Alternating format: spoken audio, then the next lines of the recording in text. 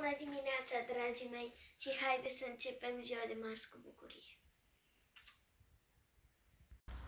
Pentru că a început vacanța mai repede din cauza grevei, doamna ne-a chemat la școala de vară și îi mulțumim!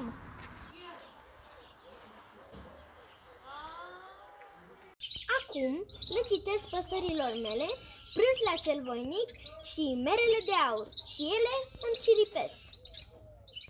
Era odată un împărat puternic și mare și avea pe lângă palaturile sale o grădină frumoasă, bogată de flori și meșteșugită, nevoie mare.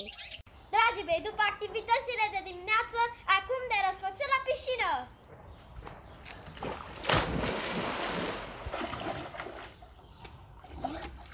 Pă pup, dragii mei!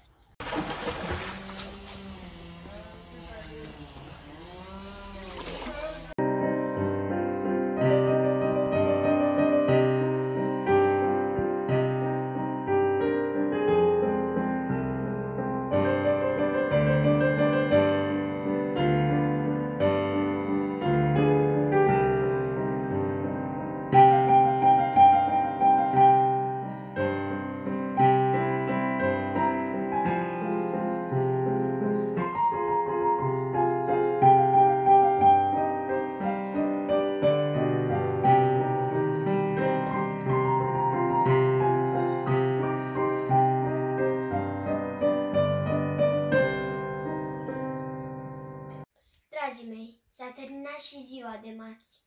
Vă pup și noapte bună!